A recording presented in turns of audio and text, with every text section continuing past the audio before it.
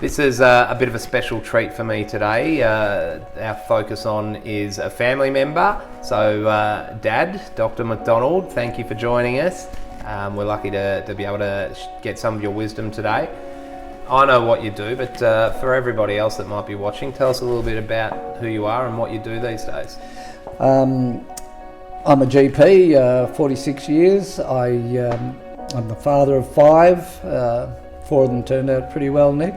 9 grandchildren, and my interest in medicine are geriatrics because of my age, medical indemnity, men's health, and preventative medicine. Previously, I've done a lot of obstetrics and paediatrics.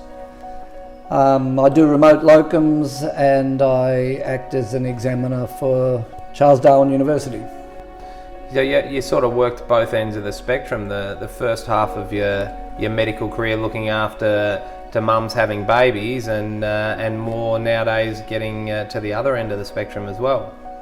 Yeah, as you grow old as a GP, so do your patients, and so by definition your cohort is older. Must be rewarding though to have people that in terms of, a lot of businesses talk about customer loyalty. If you're looking after patients now that you've had in your life for 40 years, that must be pretty rewarding. Yeah, it's a great privilege actually I'm treating 3rd generations of the one family now, and you know the machinations of that family extremely well, and it's a privilege really. I guess a lot of your experience outside of your own clinic, you've done a lot of home visits to elderly people living in their own home that can't necessarily get into your clinic, and you've also done a fair bit of visiting into nursing homes, so you probably had a bit of exposure to the options available to people as they age. What's your experience like in terms of going out into those people's home environments and to getting to see people that are aging in residential care? That's a good question, and I have done millions of home visits and nursing home visits, and people often ask me to recommend a nursing home for their elderly parents, etc. And I say to them, I've never been in a nursing home where I think, this is great, I can't wait to get to live in such a place. Home is just so much better if you can get the support that you need.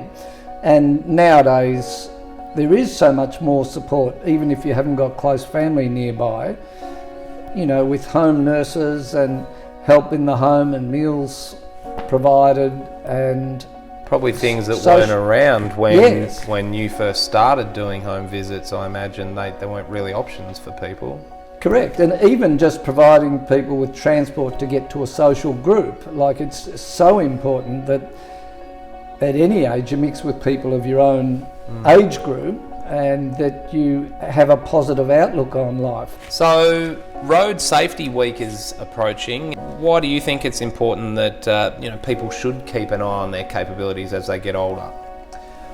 Well, because we elderly, our eyesight's not as good, our hearing, our reflexes, maybe even our sort of judgment. I once was aware of a patient an elderly person whose foot slipped off the brake and ploughed through a footpath, injuring and killing 3 people.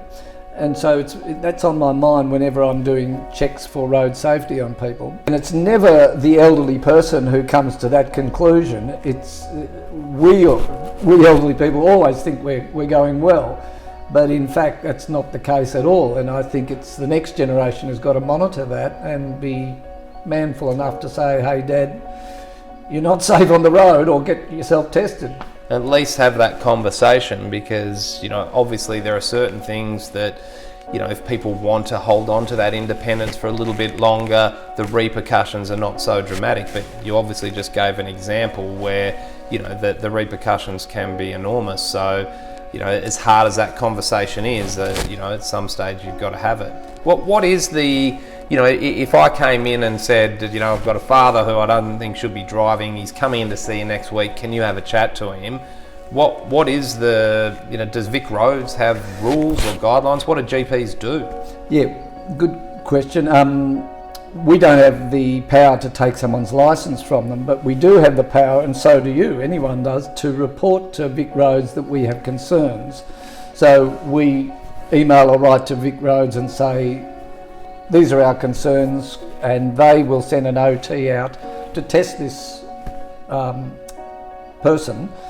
And I usually warn the person that I'm doing that, and I'm not usually their best friend after that, but nevertheless it has to be done. Certainly growing up, we were always taught to respect the elderly and not only through manners, but just acknowledge, what they've done for us.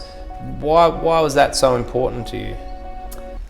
Well, I think it's a good measure of our society, how we treat our elderly, and it's something that I don't think you need to teach officially. It's handed on, and I think if we respect the elderly, we get to share in their wisdom and in their educating our grandchildren in lots of ways. You get 100% back for the respect you pay them.